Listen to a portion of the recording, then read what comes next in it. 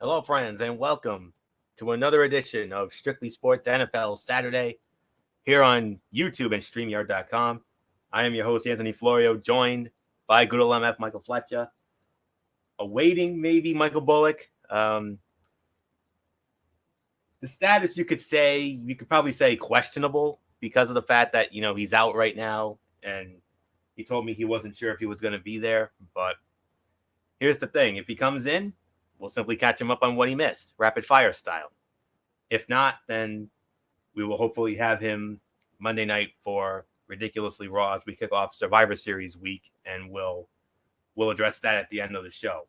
But starting off this edition of NFL Saturday, we have to start it off on a very serious note. Thursday Night Football, it kicked off the week this past Thursday night, and it was the Pittsburgh Steelers against the Cleveland Browns. The Cleveland Browns won the game by a score of 21-7. But unfortunately, it's not about the outcome of the game. It's what happened near the end of it. Myles Garrett, who was the number one pick by the Cleveland Browns some time ago, went thug mode on Mason Rudolph, took off his helmet, and hit Rudolph in the head with it. And it's because of that Myles Garrett has not only been suspended for the rest of this season, and rightfully so, but also he has been suspended indefinitely. And we don't know when or if we will ever see him on the field again. Mike Pouncey got suspended for 3 games for his role in it. Odujabi, or that weird name for Cleveland, he got suspended for a game. Both teams substantially fined. I believe both teams were fined $250,000 each. And I know we have gone on many of rants over the years because of Roger Goodell and some of the asinine things he's done over the years. But this is one of the rare times we can actually say Roger Goodell actually did something right. So we will give him all the credit, at least for this one time. We'll wait and see on that. But nonetheless, that's what happened. And, it was a damn shame. And I'm glad that MF and I did not have that game. Because if we did, I would have gone full-on preacher mode in that one. I would have. If it was me, I would have said, this is absolute thuggery. This is absolutely disgusting, the whole 9 yards. And, that's basically it. So, hopefully everybody learned from this, and it will be interesting because in a few weeks, both of these teams will meet again at Heinz Field in Pittsburgh, and that comes in week number 13, which will be in 2 weeks on December the 1st. So that'll be very interesting to see what happens come that game. But that's the news, and that's it. So, and you know me, when it comes to this show, I want it to be all about the games and nothing but the games, no off the field BS. We save that for our regulation Strictly Sports shows. So with all that, let's get into the rest of the slate for week 11. 4 teams on bye this week. The Green Bay Packers, the New York Giants, the Seattle Seahawks, and the Tennessee Titans are all on bye this week. And MF, we're going to start things off. Oh, boy. Ooh. The first half of our NFL on TXN doubleheader.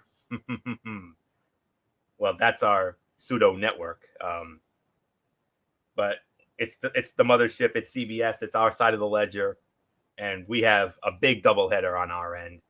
And the first game, it's not our game. If it wasn't for the importance of the second game, this would have been our game, hands down. But great matchup to start it off. We have the Houston Texans squaring off against the Baltimore Ravens, M&T Bank Stadium in Baltimore. Iron Eagle, Dan Fouts, and Evan Washburn, they will have it. And we will get this game on our local CBS affiliate, WPRI 12. And the spread favors the Baltimore Ravens by 4.5. Ravens also lead the all-time series 7-2. The last meeting was 2 years ago in Baltimore, and Houston won that one 23-16. The Houston Texans have never won in Baltimore, if you're wondering. So so those are the schematics. Let's get into the first half of our big doubleheader on our side of the ledger. Expect a lot of scoring from Lamar Jackson and Deshaun Watson. This marks the second time in NFL history that two starting quarterbacks under the age of 25 with a passer rating of 100 or better will square off in week 11 or later. The first occurred a year ago, this week, when Jared Goff and the Rams defeated Patrick Mahomes and the Chiefs 54-51 in a game that MF and I now call the greatest regular season game we've ever done. The Ravens break the Texans' streak of not allowing a 100-yard rusher in each of the past two seasons. Jackson and the Ravens have produced 6 individual 100-yard rushing games this season, tied with the Cowboys and Panthers for most in the NFL. The Texans got 4 sacks against Jacksonville in their first game without defensive end J.J. Watt this season, but they struggled to win consistently in the trenches.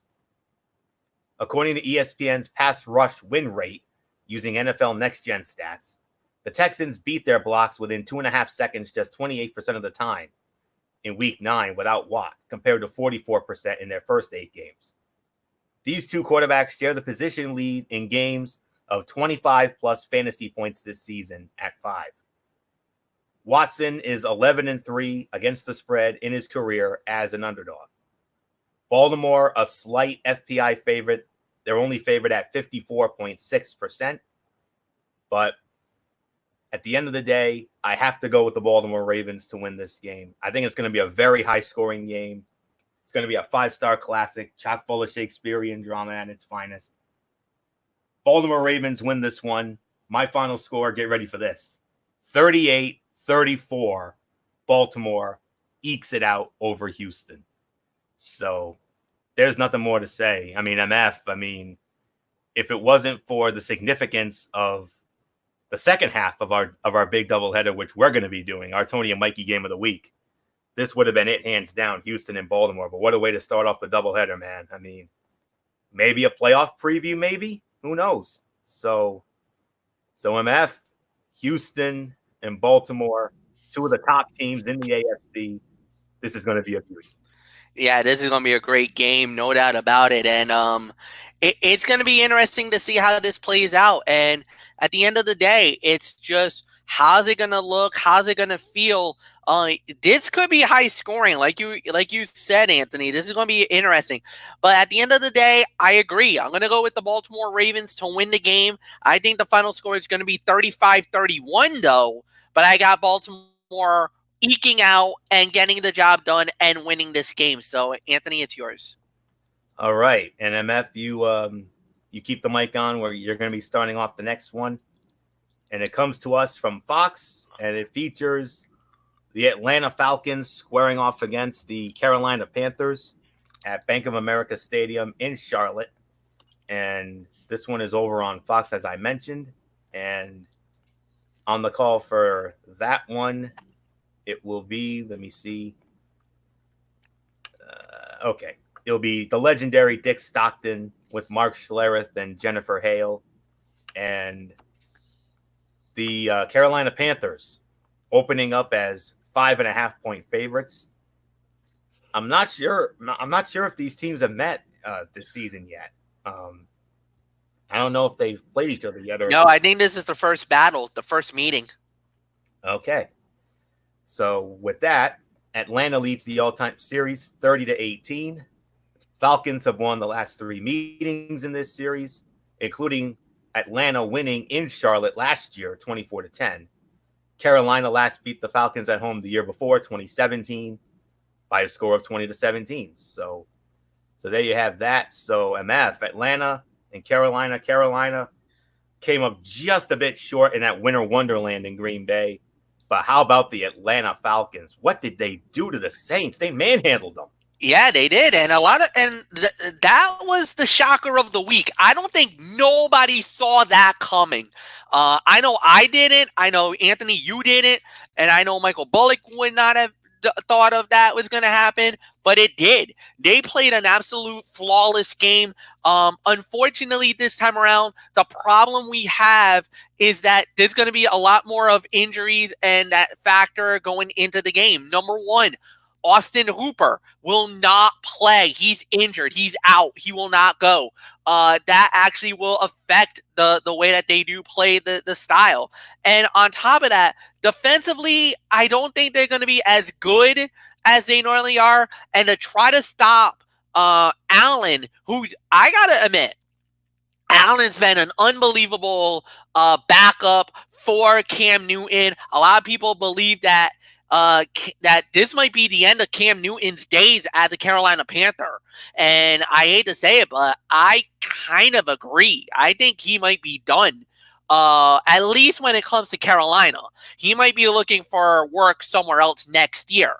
But you got Christian McCaffrey. You got a decent receiving core. The defense is still top-notch. And I think Atlanta's defense is a liability. I am not sold on Atlanta's D. Even though they got Ridley and they got Julio Jones, which I think will get some job done. And Matt Ryan might have a decent game, not a great game, but a decent game. But at the end of the day, you're in Carolina. They hardly ever lose at Bank of America Stadium. They're not losing this one. Divisional opponent, big game, Carolina wins. I got Panthers winning this one. 24-17 is my final score. Anthony Florio, it is yours. All right. Very interesting there. So let's see what I have to say here. As soon as I find it. Here we go. Watch for Panthers running back Christian McCaffrey and the Carolina offensive line to control this game and keep Julio Jones off the field. Jones goes for 200 yards and 3 touchdowns. His career high was 300 against the Panthers in 2016. Matt Ryan will find Jones for a couple of big plays off hard play action, as the Falcons have done to the Panthers in the past. Matt Ryan has a career low 58.6 total QBR through 8 starts, but still ranks 11th among 33 qualifying quarterbacks. Perhaps not helping the matter, the Falcons have the 4th worst pass block win rate using NFL Next Gen stats, 47% in the league. McCaffrey has more fantasy points as a pass catcher this season than Juju Smith-Schuster. Atlanta has covered back-to-back games after starting 1-6 against the spread. Over the past 2 seasons, Atlanta is 4-3 against the spread in divisional games and 4-14 against the spread in all other games. Carolina, slight FPI favorite, 50.5%. But Carolina is who I'm going with as well. I agree with you, MF. I got Carolina winning as well. 28-17. That's my final score. Give me Carolina over Atlanta. So nothing more. Let's move on to our next matchup. Another Fox game. We got the Dallas Cowboys squaring off against the Detroit Lions from Ford Field in Detroit. Kevin Burkhardt, Charles Davis, Pam Oliver. They will be on the call for that one. And the spread favors the Dallas Cowboys by 6.5. Dallas leads the all-time series 14-11. They met last year in Dallas, and Dallas eked one out 26-20. Cowboys have won the last 3 meetings overall, including that NFC wildcard game they had in January of 2015. So that was 3 in a row. Lions have not beaten the Cowboys since 2013, and that was a 31-30 win at home in Detroit. So there's the schematics for that. So now let's get into the Cowboys and the Lions. And here we have it. Ezekiel Elliott had 152 rushing yards and 88 receiving yards when these teams met last season. The Lions' run defense might be worse than a season ago, and Elliott might be better. If the Dallas running back is able to get going early, he could be in line for another monster day, considering Detroit struggles against top-flight backs all year long. The Cowboys will score a touchdown on their first possession. They have scored only once on the first drive in a game this season and did so with a short field after a defensive takeaway against Philadelphia. Making this even bolder, the Lions have allowed just 1 touchdown on opponent's first possession. Dallas leads the NFL in third down conversion rate, 51.4%. And the Lions are allowing teams to convert on 44.8% of third downs, tied for 26th in the NFL. Through 10 weeks, only Baltimore's Lamar Jackson and Kansas City's Patrick Mahomes have a higher average weekly fantasy ranking than Cowboys quarterback Dak Prescott. Entering this week, Dallas is one of two teams to be favored in every game this season, the other being the New England Patriots. Dallas, the FPI favorite, 64.9%. I originally had this as a close game, but because of the fact that Matthew Stafford will not be playing again, he's out. Driscoll is going to be playing. Hate to say it, but he's terrible. But I think Detroit could, get a decent amount of scoring here, but I'm still going with Dallas to win. I'm going 31-20, Dallas over Detroit. If Stafford was playing, then it would have been 27-23 Dallas, but I'm going 31-20 in favor of Dallas. So there's nothing more to say. MF, I mean, Dallas looks to rebound from that tough luck loss at home against Minnesota in that great game last Sunday night. Whereas Detroit, oh boy, their franchise quarterback, Matt Stafford, still injured. Jeff Driscoll has to start again. Yeah, this it's not looking good for Detroit. So MF, let's get your thoughts. Yeah, no, I'm with you on this one, man. I'm going with the Dallas Cowboys as well. I think it's gonna be an interesting game. It's gonna be a good matchup. But yeah, like you said, I got Dallas. I got really nothing more to say. So yeah, Florio, let's just move on next game. Yep, and I forgot to mention we got four quality games on our side of the ledger this week. We talked about one of them with Houston and Baltimore. Here comes another one. This is our number 4 game of the week. Big game in the AFC South. The Jacksonville Jaguars squaring off against the Indianapolis Colts at Lucas Oil Stadium in Indianapolis. CBS has it, and on the call for that one will be Andrew Catalon, James Lofton, and Michael Grady. And the spread favors the Indianapolis Colts by a count of 3.5. 3.5 spread for the Colts. And the history,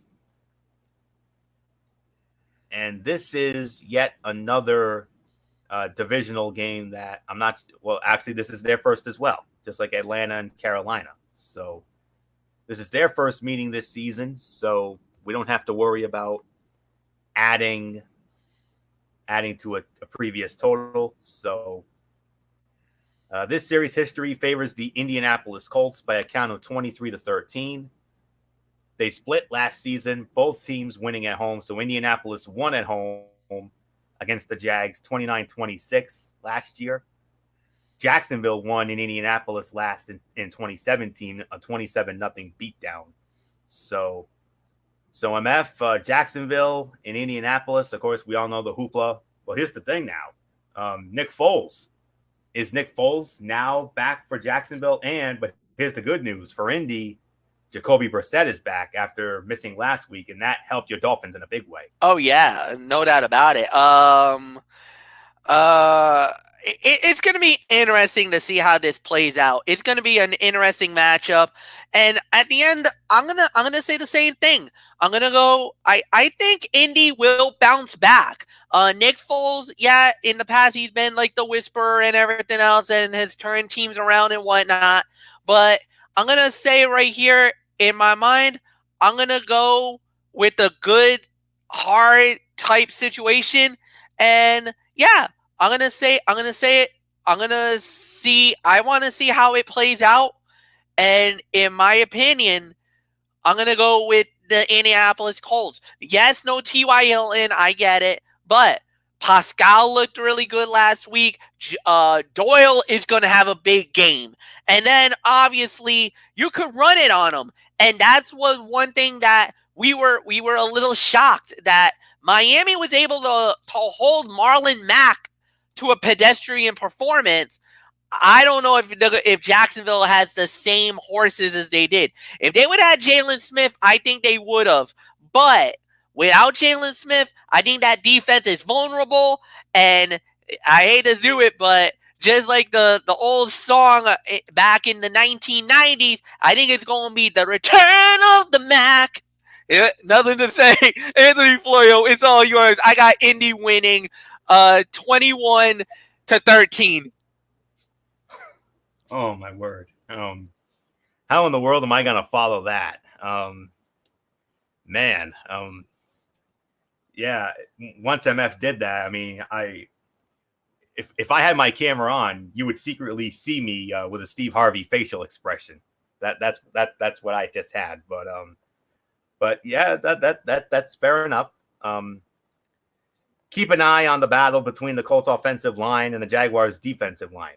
Quarterback Jacoby Brissett, expected to start after missing last week's game with a sprained left MCL, was sacked 14 times, including 10 in one game in 2 starts against the Jaguars in 2017. Brissett said their offensive line is different from 2 years ago. That's a good thing because the Jaguars are 6th in the NFL in sacks with 30. Jaguars tailback Leonard Fournette will score 2 red zone touchdowns. The Jaguars have struggled scoring touchdowns in the red zone, 34.5%, 30th in the league. But the return of Nick Foles under center will help.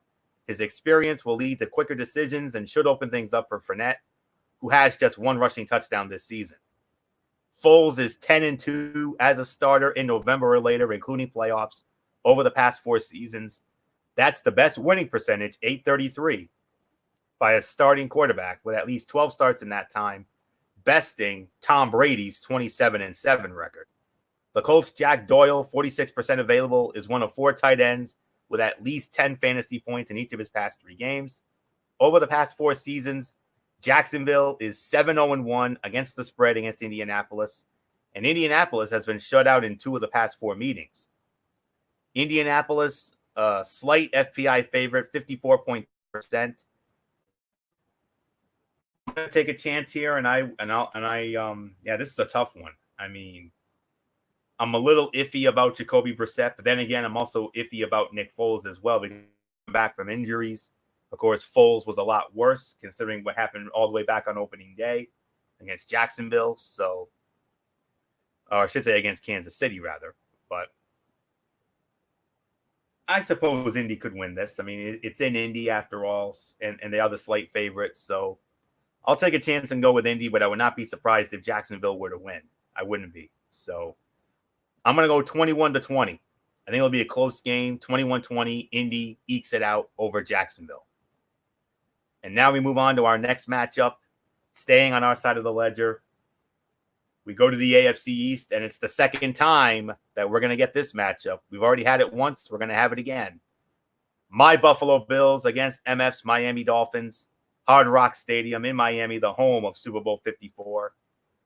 This one on CBS, of course. And on that call will be Spiro Dedes and Adam Archuleta.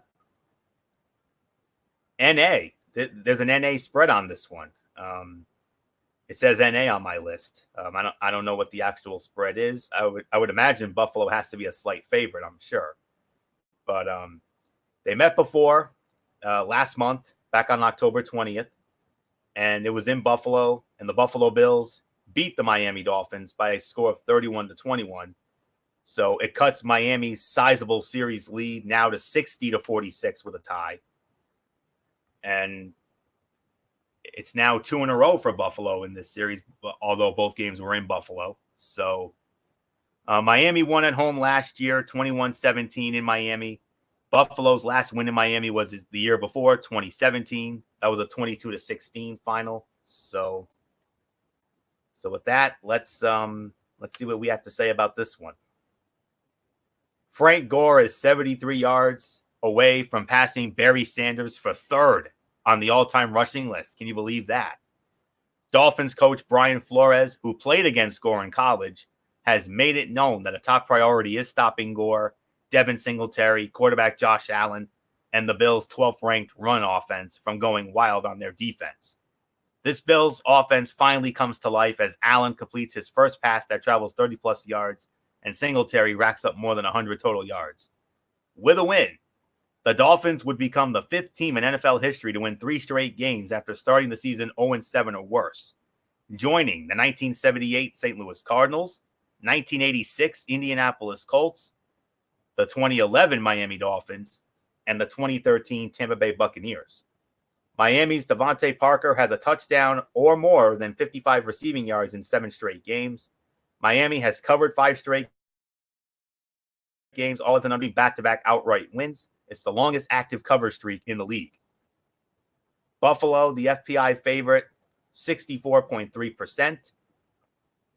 Now, if the Dolphins were still that terrible tanking team, I would have had Buffalo in a rout. I would have had them winning 31-14. But it's in Miami. We haven't had much success in Miami over the years. And Miami has been playing a lot tougher over the last couple of weeks after what they did to the Jets. And then last week, beating the Colts because they didn't have Jacoby Brissett. They took full advantage of that. But of course, I'm going to go with my team to win. This is always going to be a head-to-head, unless there's no doubt about it that the other team wins on our end. But I'm going with the Buffalo Bills. I'm going with my team to win, but it's going to be close this time around. I'm going to say they squeak it out of Miami. They'll steal one in Miami, 23-17. So there's nothing more to say. MF, I mean, you've gone on the record. You've called this team a tanking team. I don't know about that. They've won 2 in a row, and they could get a third. You never know. You know what? All of a sudden, the schedule's starting to look a lot more better for Miami, and they're starting to play more of a team that wants to win. They want to break away from the tanking attitude. And, like I said, we wanted to beat the Jets. Any other time, we probably don't even beat Indianapolis, but we did. Now with the news about what happened to Tua Tagovailoa earlier today, and we'll get into that on Thursday. But with that news, I think now Miami might start thinking is, you know what? We really don't have anything to work with here. So this might be one of those instances where we might just say the hell with it and let's just try to go for it. We're 3 games out of as a matter of fact, as crazy as this may sound, we're 3 games out of a possible wild card for the Miami Dolphins. So now the question is, are we still thinking about the tank and try to lose this game? Or are we in line or even thinking about possibly winning the game? If that's the case, then now you're talking about the Miami Dolphins beating Buffalo, hurting their chances, because think about this. Buffalo is actually 1 game out of the AFC Eastern Division lead. New England is ahead, but there's one... No, we're 2 out. We're 2 out of the East. Oh, 2 out of the East now. So how does this play out? So it's kind of one of those situations where you kind of need to see how it goes. Miami played a great game before everything unraveled in the 4th quarter the first time around. And we took their best shot. They tried to run it on us. They had some success. Allen didn't really kill Miami. The reason why Miami lost it was because we shot ourselves in the foot. We made errors, we made mistakes, we made turnovers, and it killed us at the end. And that's been the MO all season. For the first few games, Miami was getting blown out. There was no doubt about it. We were in full tank mode. But then all of a sudden, there was a couple of good performances here, couldn't finish it. Then we try to play hard on another game, couldn't get the job done. All right, fine. It is what it is. Now the question becomes, what does Miami do? Can we find a way to get the job done? Can we win it? Can we whatever? Well, I guess it's really all up to Ryan Fitzpatrick. It's all up to Parker. It's up to, the guys, the defense. And what does Brian Flores want? Where is his heart lie? Is he thinking tank like the management is? Or is he going to go out there and try to win this game and continue this big run? I think it really depends on what type of heart we get. We showed it a couple of times already and won. At this point, we're playing with the house money. Let's cause a little chaos in the AFC East. Let's go for the win. Miami steals it, rips Buffalo's hearts out again in Miami. Final score, I'll say it's going to be a low-scoring affair. 17-13. Dolphins beat Bills. Florio, let's move on to the next game. No big surprise that we have a head-to-head on this one, of course. So, all right, let's move on to our next matchup here. Also on our side of the ledger, another one of the games of the week. We got the Denver Broncos squaring off against the Minnesota Vikings at US Bank Stadium in Minneapolis. This one's over on CBS, and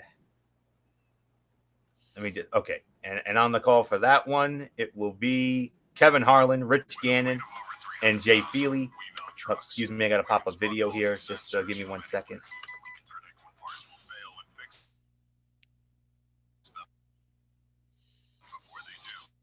Video here, and it's being long. And we're frozen, so that makes it even better. So, live television, folks. Anything can happen. All right. That should get rid of it now, hopefully. Kevin Harlan, Rich Gannon, Jay Feely, as I said, they're gonna be on the call for that one. And the spread favors the Minnesota Vikings, 10.5-point favorites for Minnesota. And the series history is tied 7-7.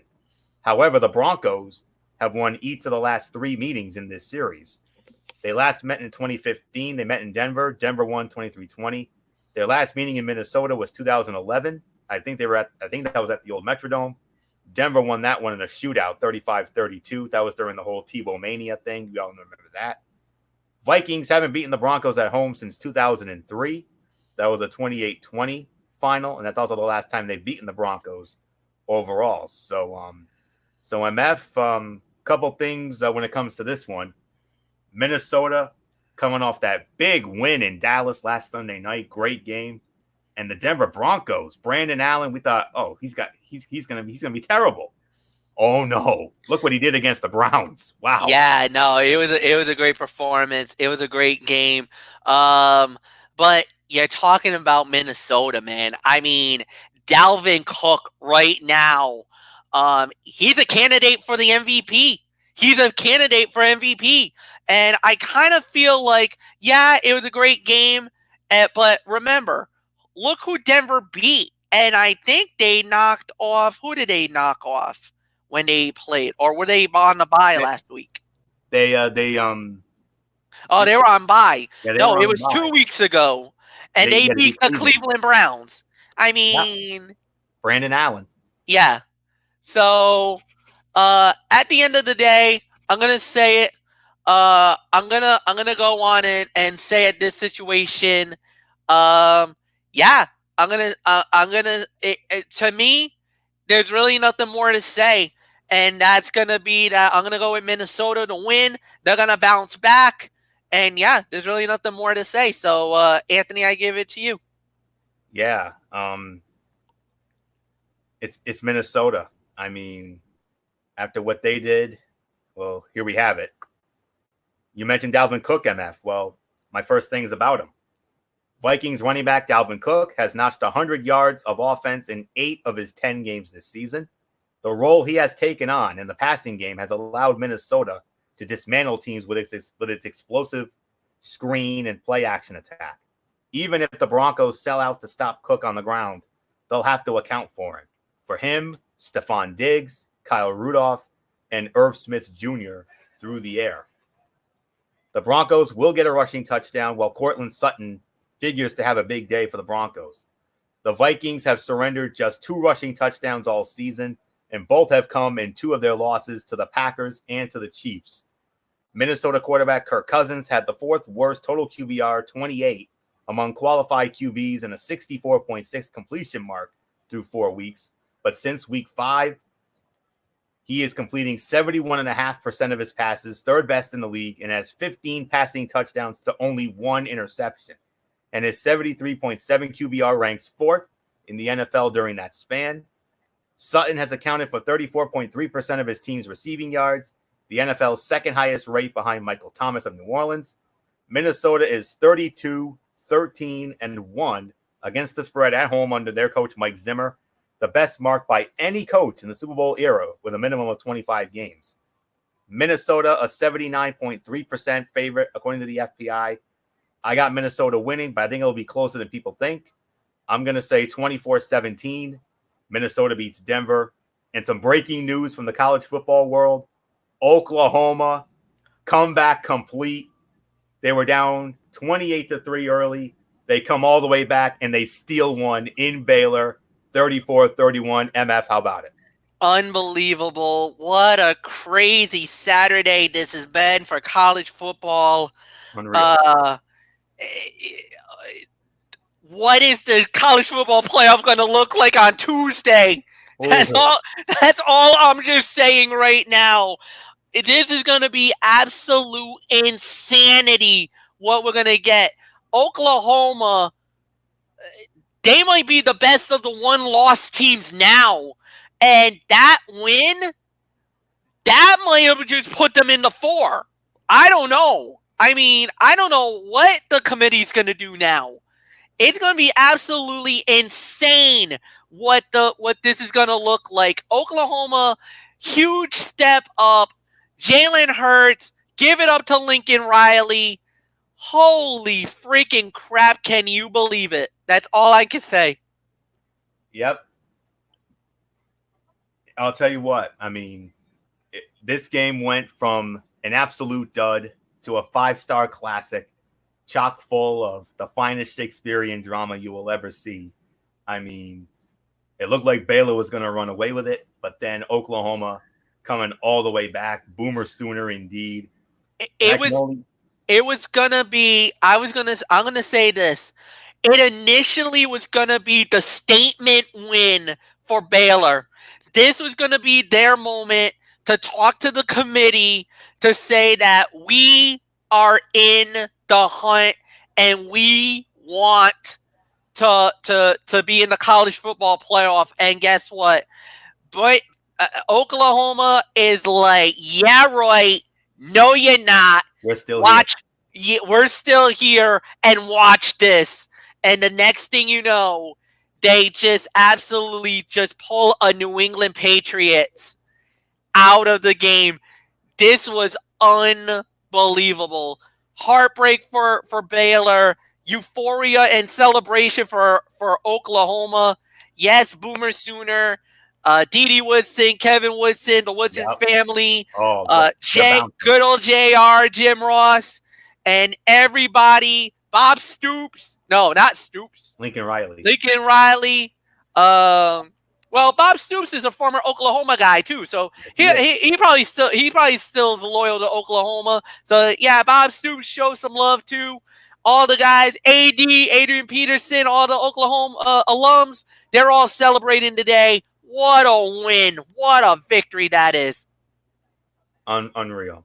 I mean, I know we'll have more to say on that come Thursday on the next College Football Thursday, but wow. I mean, I don't know what else there is to say. I mean, we've seen that. It's not often we see a game go from an absolute dud to a 5-star, but that one just did. So congratulations, Oklahoma. Well done. That's all I can say. So games like that are the reason why we love this sport so much. That's all there is to it. So, all right, back to this now. I mean, I wish we could end the show there, but we can't. So we got plenty more action to come here. So let's move on to our next matchup. This one is over on Fox. It's another divisional matchup. It features the New Orleans Saints squaring off against the Tampa Bay Buccaneers from Raymond James Stadium in Tampa, the home of course, WrestleMania 36 upcoming. And this is the second meeting between these two. They met before. They met back on October the 6th. It was at the Superdome in New Orleans, and New Orleans won by a score of 31-24. So we can add to the total, whatever the history is. We'll get into that in just a moment. So I want my glasses to be but my girlfriend loves them. we got And I need a conservative we parent. have Tom Brenneman alongside Chris Spielman and Shannon Spake. Another pop-up video has just surfaced. So, yep, I love these pop-up videos when they just pop up all of a sudden out of nowhere. Very frustrating. All right. Apologies for that. In case you didn't hear, because of the pop-up video, Tom Brenneman, Chris Spielman, Shannon Spake, they'll be calling this game. New Orleans opening up as a 5.5-point favorite, so no surprise there. And the series history between these two, I believe it favors the New Orleans Saints. Let me just double check that. Let me see. New Orleans, Tampa. Yes. It goes to the New Orleans Saints. It's now 34-21 in favor of New Orleans. And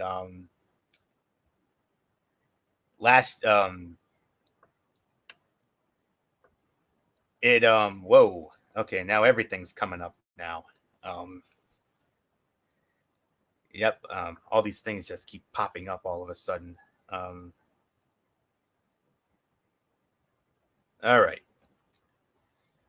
Anything else? Okay, let's move on. They split last season. Both teams won on the road. So New Orleans won in Tampa, 28-14. That was the score last year.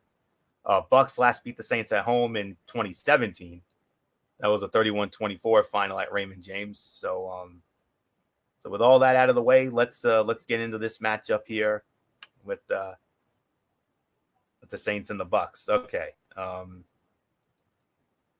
The Bucks might potentially start two rookie cornerbacks, Jamel Dean and Sean Murphy-Bunting, on the outside against Drew Brees, who has lost consecutive division games in a single season just 4 times since joining the Saints, according to ESPN Stats and Information Research. The last time was in 2016, losing to Carolina and then at Tampa Bay. New Orleans running back Alvin Kamara will put a jolt back into his season with 150 yards from scrimmage and 2 touchdowns. The Saints offense obviously needs a spark, and Kamara is now far enough removed from his ankle and knee injuries that coach Sean Payton should be able to unleash him a little more. Saints receiver Michael Thomas has at least 10 receptions and 100 yards in back-to-back games. Only 4 players in NFL history have done it 3 or more times in a row. In the Week 5 meeting between these two teams, Thomas had 11 catches for 182 yards and 2 touchdowns. Tampa Bay's Mike Evans led all players, not just receivers, in fantasy points scored via the deep pass last season and is on pace to do it again this season. New Orleans is 9-3 against the spread on the road over the past 2 seasons, best mark in the NFL. New Orleans, a slight FPI favorite, 57.1%, but I'm going with the New Orleans Saints to win this game. My final score, 27-23, New Orleans over Tampa Bay. Nothing more to say. MF for the Saints after that embarrassing loss last week, which cost me my survival pool. Thanks. They did it to me again. They did it to me last year. They did it to me again this year. What are the oh boy. Back to basics, boys. Back to basics. Oh boy. That's the last time Floyd's gonna be picking the Saints for a survival pick. Yeah, no, I really don't got anything to say here. I'm with you. I'm gonna go with the New Orleans Saints as well. You kind of talked about everything there, so let's just move on. Next game. Yeah, remember that, Saints. Back to basics. That was. I can't tell you how putrid that performance was last week. Absolutely putrid. So, yeah. So, well, we have we're at our last early game here. We're in our final early game of the week, and quite frankly, this is the Zonk game of the week, and I am so happy that the cross flexing came into play here, because this was supposed to be on our side of the ledger. I believe it's on their side of it now. So, I love that. That's awesome. This donk game featuring the New York Jets squaring off against the Washington Redskins at FedEx Field in Landover, Maryland. And on the there it is. All right. On the call for that one, it should be on Fox. Yes, it is. Kenny Albert with Rondé Barber and Sarah Walsh.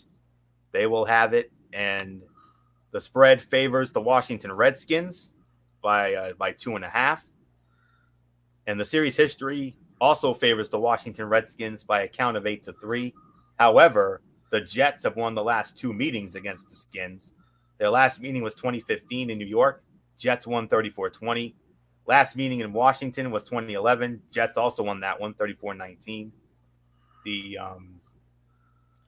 The Redskins have not beaten the Jets at home since 2003, and that was a Thursday night game, opening night, that opening Thursday night game back in 2003, which the Redskins won by a count of 16-13. So I believe MF has the undaunting task of having to start off on this one. Zonk game of the week. This ranks up there as one of our Zonk games of the year. 2 dud teams. I hate to do it, but what do you like? Remember how we were talking about how the Dolphins and the Redskins was a zonk, was the tank bowl. This is another tank bowl. I gotta say it, tank bowl part deux, to say the very least. The New York Jets 2 wins. The Washington Redskins got 1 win. There's really nothing more to say. I mean, you basically pinch your nose. It's like that dirty sock. You're just like, oh my God, get this away from me. This is one I just want to walk away. I wish I am not allowed to pick this game. But we are. I'm gonna go with the Jets. I know they're just as horrid, but there's nothing for me to. I just don't see anything that would remotely would make me want to say anything else. I mean, the quarterback situation is horrible when it comes to the Redskins. I think Dwayne Haskins is starting. I don't know if he is. Fine. You get Darius Geis back. That's actually a nice thing to have. Maybe that'll help him out. But there's really nothing else to add here. So I'm going to go with the team that has the more wins, which is the Jets. I think they'll get the job done. Sam Darnold should have an all right game. I think if Le'Veon Bell is healthy and good to go, I think he'll have a big game because that Jet running the Redskins defense is horrid. And at the end of the day, I'm going to go with the Jets. But don't expect this to be a shootout, guys. I think this is going to be like I'm going to say 13-7 type of a score. I don't expect much offense in the game. Maybe a bunch of field goals, but 13-7 for me. Jets win. Anthony, it's yours. Yeah, the Redskins will want to run versus the Jets defense. In the Redskins past 4 games, running back Adrian Peterson averaged 5 yards a carry and 18.8 carries a game. But in the Jets past 4 games, their run defense has allowed just 2.4 yards a carry on 109 attempts. Rookie Washington quarterback Dwayne Haskins will throw his first touchdown pass, and rookie receiver Terry McLaurin will top the 100-yard mark for the second time in 3 games.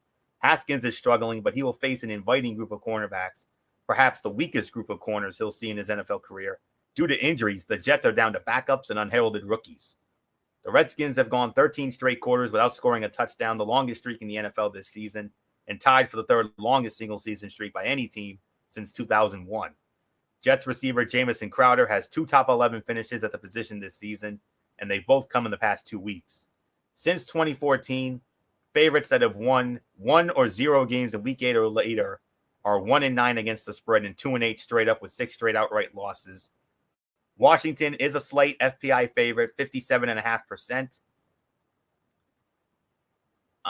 This is a tough one, but I'm going to be honest, MF. I know you're leaning towards the Jets. My gut's telling me the Jets, but I don't know why. But for some odd reason, my heart's steering me towards the Redskins. So I'm actually going to take a chance, and I'm going to actually go with Washington in this one. If the Jets win, I would not be surprised at all. But I'm leaning towards the Skins. I'll go 17-16. That's all I can do. So 17-16, I'm going with Washington to win this one. Hey, if I'm wrong, then I'm wrong. Whatever. So that's really all I can say on that. So all right, let's get into the late matchups now. We started off with two teams that are going to be meeting, and not too big of a gap between meetings here. You may remember these two teams met on a Thursday night a couple of weeks ago. It was the Arizona Cardinals and the San Francisco 49ers being at Levi's Stadium. They met on Halloween night. We all remember that. It was on Halloween night. And here's the thing. We'll get into the big number in just a moment. But the Arizona Cardinals and the San Francisco 49ers from Levi's Stadium in San Francisco, Chris Myers, Daryl Moose Johnston, Laura Oakman, they will have it. And San Francisco, sizable favorite. They're opening up as 11.5-point favorites. I think that's the big spread of the week. And series history, it favors San Francisco 30-26. But MF, here's the big picture here. When the Niners beat them on Halloween night, they snapped an 8-game losing streak to the Arizona Cardinals. The Arizona Cardinals swept the season series with the Niners each of the previous year, 2017, 2016, 2015. It was all Arizona. But San Francisco won in Arizona. When they won on Halloween night, it marked their first win in Arizona since 2013. So a very long time coming. But they haven't beaten the Cardinals at home now since 2014. Arizona's won the last 4 meetings in a row in San Francisco. But I think it's safe to say it has to end here. I mean, the 49ers scorched Arizona with their passing game 2 weeks ago, but it's fair to wonder if they can do it again with tight end George Kittle and wide receiver Emmanuel Sanders day-to-day with injuries. If Arizona can successfully slow the Niners' running game and the 49ers struggle to throw it as well as they did in the previous meeting, the Cardinals could again push for the upset. San Francisco defensive end Nick Bosa will take advantage of the Cardinals' offensive line with 3 sacks of Kyler Murray, showing off for the team that passed on him with the first overall pick at the 2019 NFL Draft. The Cardinals ranked 10th in the NFL in ESPN's pass block win rate, 60%, powered by NFL Next Gen Stats. And Murray has faced the blitz on only 29.2% of his dropbacks, the 12th lowest rate in the NFL. But that hasn't stopped the rookie quarterback from taking 31 sacks, the 3rd most in the league this year. Niners quarterback Jimmy Garoppolo has failed to finish better than QB20 in 3 of the past 4 weeks. The lone exception, a QB2 finish against these Cardinals in Week 9 on Halloween. Since 2011, teams playing on Sunday coming off a Monday night loss, Niners, are 53, 81, and 2 against the spread, including 20 and 36 against the spread since 2016. San Francisco, overwhelming FPI favorite, 85.2%. And I say the 49ers are going to sweep the Cardinals for the first time since 2013. San Francisco, I got them winning this game and bouncing back from that demoralizing loss to Seattle. I'm going to go 31-20, San Francisco over Arizona. MF, I mean, we got to ask the question. How do the Niners bounce back after that so demoralizing loss to Seattle in that 5-star effort last Monday night? I guess it's basically back to basics. Same here. Yeah, you would probably have to think that it would be back to basics. But I'm with you, Anthony. I'm going to go with the Niners, too. I think that they're just going to bounce back. But remember, the last time that these two teams played, it was a close game. So we'll wait and see how this goes. But I'm going to go with the Niners to win this one as well. Really nothing more to say. So, Anthony, next game. And we have two 425 games on our side of the ledger. Unfortunately, this first one is another one of the Zonk games of the week. It features the Cincinnati Bengals squaring off against the Oakland Raiders at the Oakland Alameda County Coliseum in Oakland, California. This one over on CBS, and on the call for that one, I believe this is where, the legendary Greg Gumbel with Trent Green and Melanie Collins. Raiders opening up as 10.5-point favorites. And the series history favors the Oakland Raiders as well by a count of 18-11. However, the Bengals have won each of the last three meetings between these two, including last year in Cincinnati. Bengals won 30-16. Their last meeting in Oakland 4 years ago, Cincinnati won 33-13.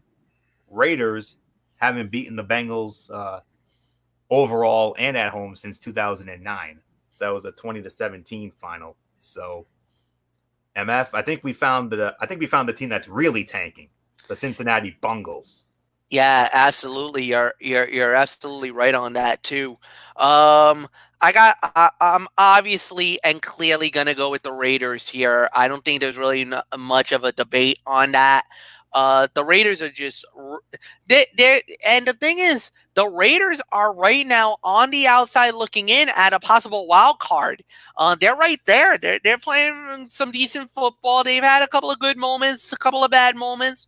Kind of depends where it's gonna go, but I'm gonna say it. I'm gonna go with the Raiders. I think they're gonna get the job done. And plus, Cincinnati it basically gave up on everything. I don't think there's really nothing more to say. So, yeah. Raiders win. Floyo, it's yours. Yeah, it's gonna be Oakland.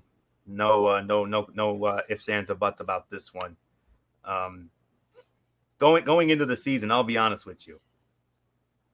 I went on the record to myself, and I said that that team was going to finish 0-16, and I thought that team was going to be MF's Miami Dolphins, honestly. But obviously, that's not the case anymore. But I think with the way it's going right now, I wouldn't be surprised if the Cincinnati Bengals go over with the way they're playing. I mean, and with everything that's going on with them, I mean, how can they not? I mean, the Raiders will use their running game against the worst run defense in the league. Bengals are giving up 173 yards a game to set up play action passing the tight end Darren Waller. If they handle their business against the winless Bengals and at the 2-7 Jets next week, the Raiders will roll into Kansas City on December 1st with first place in the AFC West on the line. And MF, we might have to start thinking about that game. Who knows? Waller will have 2 touchdowns. The Bengals have struggled to contain opposing tight ends, and Waller should be a matchup problem all afternoon. Oakland running back Josh Jacobs, 811 rushing yards this season, are already a team rookie record. And he has 3 games with at least 100 yards rushing, tied with Hall of Famer Marcus Allen for the most by a Raiders rookie in franchise history. Not bad company, young man. Cincinnati running back Joe Mixon ranks 14th in the NFL with 131 carries entering this week, but he is not one of the 82 players with a 20-plus yard rush or one of the 94 players with a rushing touchdown. This is the second time in the past 15 seasons Oakland has been a double-digit favorite. The other time came in 2017 when it was a 14-point favorite over the Jets, which it won by 25 points. Oakland overwhelming FPI favorite, 84.4%. I got the Oakland Raiders winning this one as well. It'll be a laugher. I'm going to go 30-13, Oakland over Cincinnati. So nothing more to say. And now it's time for the Tony and Mikey game of the week, our special. The rematch of Super Bowl 52. The New England Patriots squaring off against the Philadelphia Eagles, Lincoln Financial Field in Philadelphia. Hello, friends. Jim Nantz, Tony Romo, Tracy Wolfson, they have it. And Patriots opening up only by 3.5. It's only a 3.5 point spread for New England when it comes to this matchup. And series history, definitely there is quite a bit of history between these two. But Philadelphia leads the all-time series 7-5. Last meeting, of course, we all remember it. Super Bowl 52 in Minnesota, February 2018. Philadelphia did the unthinkable, and they beat the Patriots 41-33, one of the great Super Bowls of all time. Phillies won the last two meetings in this series. They also won in 2015, their last regular season meeting. They actually did something that most teams don't often do. They actually stole one in Foxborough. Right around Thanksgiving 2015, Philly won 35-28. New England, however, won the last meeting in Philadelphia in 2011. The Philadelphia Eagles have not beaten the New England Patriots at home since 1999, a 24-9 win. And that was back when they were at the old Veterans Stadium. So that's how long it's been. Two Super Bowls, not just 52, but they also met in Super Bowl 39 in Jacksonville. That was a New England Patriot win, 24-21. I'll never forget by saying when the Patriots won that game, I remember saying on the call, I remember very vividly, Bowl champions, and I brought up the D word. I brought up dynasty, and MF said without a doubt. I'll never forget it. So here we go, the Tony and Mikey special, the game of the week right here. Receiver Alshon Jeffrey ankle, putting his status in question. With Deshaun Jackson already out for the rest of the regular season, Carson Wentz will have limited weapons at his disposal against the Patriot defense that ranks first in interceptions, 19, and passing touchdowns allowed, 3. First-round draft choice N'Keal Harry will be active for the first time this season for the Patriots, and the wide receiver will be targeted in the red zone for a touchdown grab on a fade route, where his size and physicality can be tapped. The Eagles are tough to run against, so the passing attack figures to be a bigger part of the Patriots' offensive approach. When pressured this season, Tom Brady is completing just 28% of his passes, last in the league, if you can believe. And while under duress, his passes are off target a league-high 51% of the time. The Patriots' offensive line ranks 23rd in the league in ESPN's pass block win rate, powered by NFL Next Gen Stats, sustaining their blocks for 2.5 seconds, 54.5% of the time.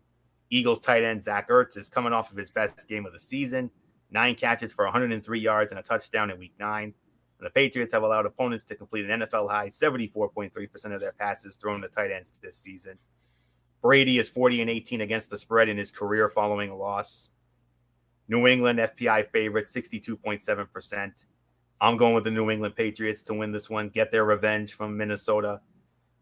27-23, New England over Philadelphia. So there's nothing more to say. The Phil Sims to my Jim Nance here. MF, our game right here. Super Bowl 52 rematch. That one was a 5-star Shakespearean drama. Do we get another one? Do that thing I like. Hello, friends. Well, I don't know if we're going to get a 5-star classic. It's going to be an exciting game. It's going to be a good matchup. Did Baltimore give a blueprint to the league of how to beat the Patriots? It's very possible. I guess we'll find out tomorrow. The one thing I would say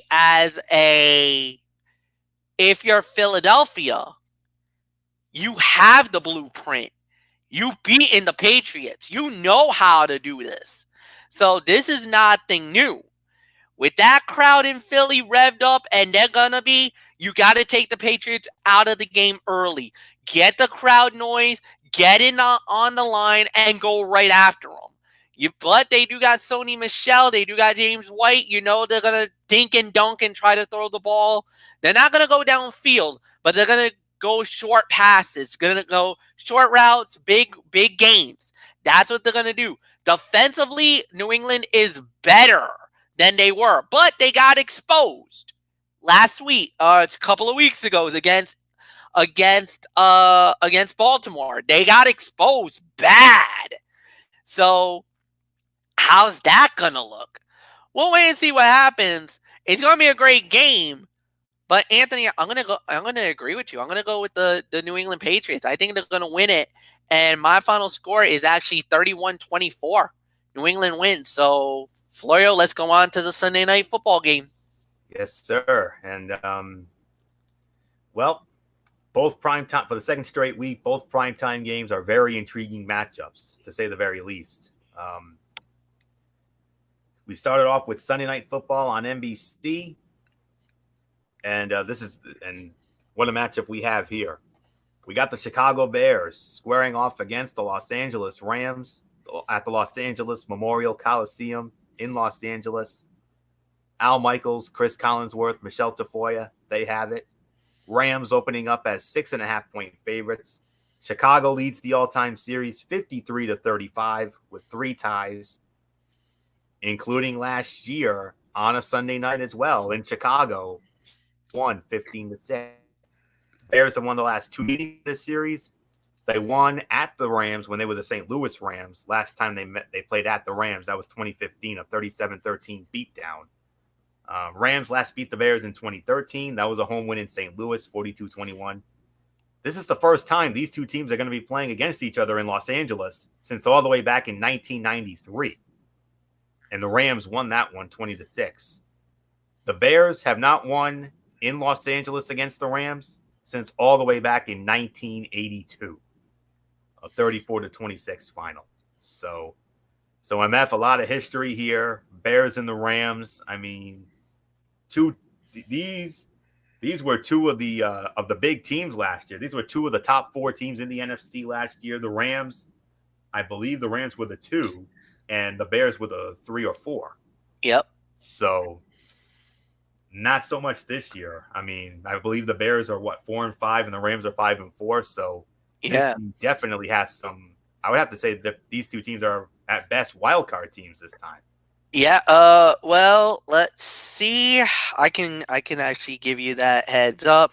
No, the Rams are actually a game and a half out of the wild card, and the Bears are 2.5 out on the wild card. So both teams are literally fighting for their lives right now.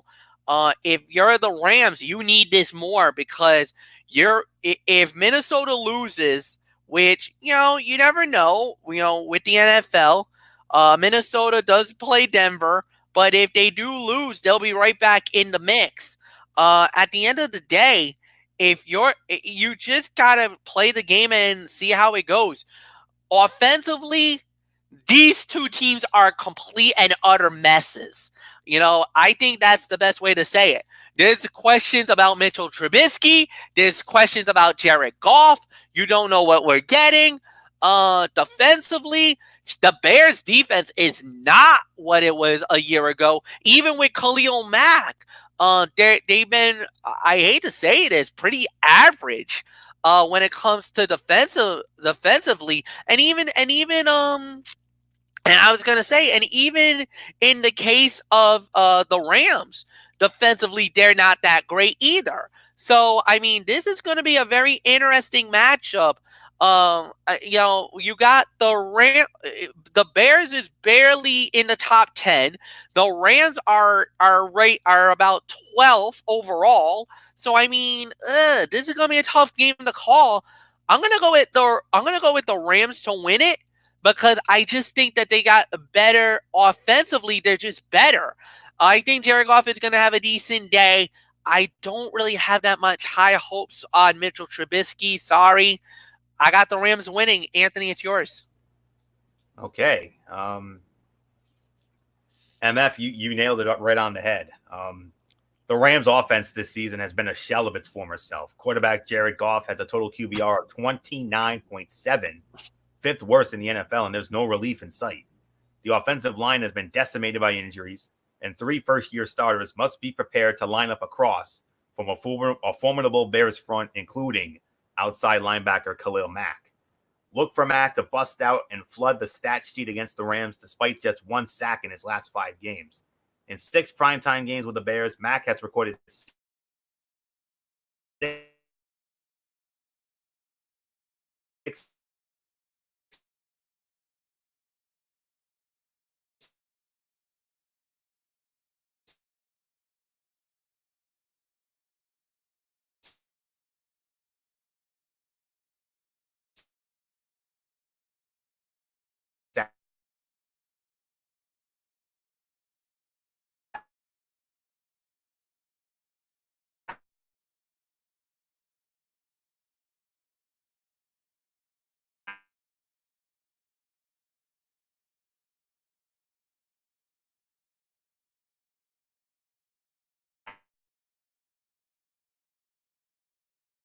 2% FPI favorite. I'm going with the Los Angeles Rams to win this one as well, MF. I agree with you. 20-17. LA over Chicago. One game left. Monday Night Football on ESPN. It's our number 3 game of the week. And when it comes to our side, the Kansas City Chiefs squaring off against the Los Angeles Chargers from the legendary Estadio de Azteca in Mexico City.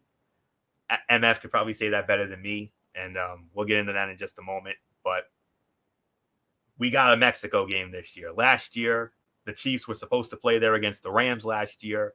Unfortunately, bad field conditions prompted the game to get called off from Mexico. It ended up going to LA, and, well, look how well that worked out now, didn't it? So that's all I can say on that. But the Chiefs and the Chargers in Mexico, Monday night, ESPN. Joe Tessitore with Booger McFarland and Lisa Salters. Chiefs opening up as 4.5-point favorites. This is their first meeting of the year. Their second meeting will be in Kansas City in week 17. So that's huge. Kansas City leads the all-time series 61-55 with a tie. Both teams split last year. Both teams won on the road. I guess the Chargers are technically the home team here. So the Chiefs won at the Chargers last year, 38-28. They also did so in 2017. Matter of fact, the Chiefs have actually beaten the Chargers at the Chargers, dating back to their San Diego days, 5 consecutive times. Chargers have not beaten the Chiefs at home since 2013. That was a 27-24 overtime win in San Diego. So, but the Chargers last beat the Chiefs last year. MF and I will never forget it. That incredible Thursday night game, week 15 of last year, when the Chargers stole it 29-28, that infamous 2-point conversion that had me going crazy. So that's all there is to say on that. So here we go, Chiefs and Chargers. The final game of the week, Mexico City. The damn thing refreshed on me automatically, so let's get down to it. All right. Chiefs receiver Tyreek Hill. I had it here for a moment. All right. Chiefs receiver Tyreek Hill has had some big games against the Chargers, and he's on a roll of late with 17 catches for 287 yards and 2 touchdowns in the last 2 games. Chargers are 5th in the league in passing yards allowed, so something has to give. The Chargers will rush for 200 yards. Melvin Gordon recorded his first 100-yard rushing game of the season last week at 108 in a loss to the Raiders. The Chiefs are giving up 148 rushing yards per game, second worst in the NFL. The combination of Gordon and Austin Eckler should create problems for Kansas City defensively. According to ESPN pass coverage metrics, powered by NFL Next Gen stats, the Chargers play zone coverage at the 3rd highest rate in the NFL, and Kansas City's Patrick Mahomes leads the league in yards per dropback, 10.9 against zone, while also completing 80% of his passes and posting a 96 QBR. Chargers quarterback Phillip Rivers averaged 9.1 fantasy points a game against Kansas City from 2015 to 2017, but he righted the ship last season and averaged 23.7 against the divisional rival. Rivers is 15-5-1 against the spread, 12-9 straight up in primetime games as an underdog. Kansas City FPI favorites, 72.9%. Close game, but I think the Kansas City Chiefs are going to win this one. It's going to be another fun one. I'm going to go 30-24. Kansas City beats the Chargers in Mexico. So there's nothing more to say. MF, Chiefs and Chargers in Mexico. Where are they playing, brother? Hit me with it. Estadio Azteca. That's where it is. Estadio Azteca, the home of America from the La Liga in Mexico. And this is also the home of the Mexican national team. Wherever the games are played, this is the place that you go to play those matchups. I know this place so well because of the battles between the USA and Mexico. And when it comes to the soccer matches, this is This place is a house of horrors when we go into that place. The USA's only beaten Mexico twice in Estadio Azteca in the lifetime of the history of soccer. Just to give you, for all you soccer fans out there, you guys know how it is. That place is full of smog. I'm saying it, and I mean it too. So nothing more to say. At the end of the day, this is going to be one of those games. It's going to be a good matchup, no doubt about it. And for me, I'm going to say it. I'm going to go with the Kansas City Chiefs as well. Patrick Mahomes might have a big game, but it's going to be a tight one too because of the fact that you're going to have Phillip Rivers. Hopefully he doesn't stink up the joint like his last primetime game, but he gave up 3-4 interceptions the last time on a Monday night performance. Once before, it was putrid. It was horrible. Hopefully he rebounds. This is going to be a good one. 31-23, Kansas City wins. Anthony, we are done for the night. Yeah, we are. That will put the ball on this Week 11 edition of Strictly Sports NFL Saturday. We want to thank you all so very much for tuning in, as always. And we're off tomorrow, and then Monday, we start off one of our big, exciting weeks of the year. Go home week for the Survivor Series. Oh, yeah. It starts Monday night with Ridiculously Raw, right back here on the Tone 25 with myself, NMF, and Dede Woodson, hopefully Michael Bullock, provided he doesn't have any commitments. We'll see what happens with that. Monday Night Raw, go home show from the TD Garden in Boston. Ooh. Seth Rollins versus Andrade, and whoever wins will serve as the captain of the men's Raw team. Rollins has put up his captain spot, so if Andrade wins, Andrade becomes the captain of Team Raw. Wow. Okay.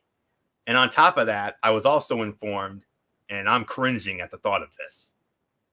The Viking Raiders have been forced into a Raw tag team title defense against former champions Zack Ryder and Kurt Hawkins. God forbid if the Viking Raiders lose this match. They lose this match. Good night. No way Raw wins that tag team triple threat match at Survivor Series. No way.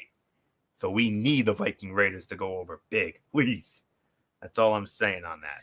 The only way I could see the Viking Raiders lose this match, and I truly mean this. New Day or Undisputed? Exactly. If one of those teams come out and try to distract and Ryder and Hawkins slips through the back door to win it, that's the only way that happens. But if that happens, we're dead. Florio, yeah.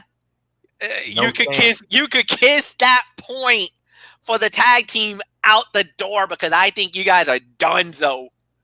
Yeah, that's only if the Viking Raiders lose. But if the Viking Raiders go over, which I hope they do and should, then it's a crapshoot. Yeah, then it can go anybody's guess. That would kill, and it would also kill the momentum of that match if you put Hawkins and Ryder in there. But if you get the Viking Raiders against Fish and O'Reilly and the New Day, that's got potential for something hella fun. So please, Viking Raiders, go over, please. That's all I can say on that. So that's the one I'm going to have the most vested interest in, as well as Rollins and Andrade. So that's Monday night. We'll review Monday Night Raw, go home show from Boston, and also my Tony's take on Impact Wrestling in 205 Live. Wednesday Night Mayhem, MF has that on Brace Fan 95.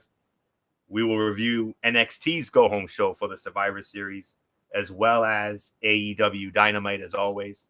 College football Thursday coming up this Thursday. We're going to have a lot to say about the craziness of today. But, of course, the big game of the week next week, hands down, Penn State, Ohio State. That's the game next week, no doubt about it. We're going to have a lot to say on that. Expect MF and I to go Fowler and Herbie on that one. You better believe it. And some other great matchups as well. And also we'll get into the news of the week. Friday, Cerebral Smack Talk. Friday night, Cerebral Smack Talk. And we got a loaded show, folks. Not only are we going to review the go home for Survivor Series edition of Friday Night SmackDown, which will be in Chicago, the first of the 4 nights. But in addition to that, we will also be previewing NXT TakeOver War Games, and the 33rd annual Survivor Series. And then next Saturday night, NFL Saturday, which will be sometime after NXT War Games goes off the air. Hopefully, by the time we're ready to go, it'll be done, because I really don't want the show to take away from it. Because we're going to have a major interest in War Games, obviously. But the games next week, we got some good ones. We got some great ones. And it starts on Thursday night with the Indianapolis Colts and the Houston Texans. Big AFC South implications in that one. How about the Carolina Panthers against the New Orleans Saints? The Jacksonville Jaguars against the Tennessee Titans. Seattle Seahawks against the Philadelphia Eagles. But next week, we got a triple main event next week. 3 big games. The Dallas Cow. I'm calling this first one the Derek Ferreira Bowl, because these are Derek's 2 teams, and we've seen him go on these ridiculous rants. The Dallas Cowboys and the New England Patriots in Foxborough next Sunday. Whoa, boy. Fox is America's game of the week. How about this? In prime, a game that just got switched to prime time. The Green Bay Packers against the San Francisco 49ers in San Francisco. That's a Sunday Night Football game now. And then we wrap it up. And then the third of the triple main event, Monday Night Football, the Baltimore Ravens against the Los Angeles Rams in the Los Angeles Memorial Coliseum. Let's go. That's all I can say on that. So, very exciting week. And then, of course, next Sunday, immediately following Survivor Series, we will have our recap. MF will have that as always. So, you ready? Let's do this thing. So until Monday night when we kick off Go Home Week for Survivor Series, it's Anthony Florio here for good old MF Michael Fletcher. And in spirit, Michael Bullock, Didi Woodson, and always and forever, Derek Ferreira. You know the routine, everybody. Thumbs up. Talk to you later. Yeah, throw it up Fortune 4 style. Bye for now, my friends. God bless. Be good to each other. Have a blessed rest of your weekend. And until Monday night for Ridiculously Raw, you have been watching Week 11 of Strictly Sports, NFL Saturday, right here on the Zone 25 on YouTube and StreamYard.com. For everybody who has been a part of this one, for now, Anthony Florio, so long, and bye, everybody, bye.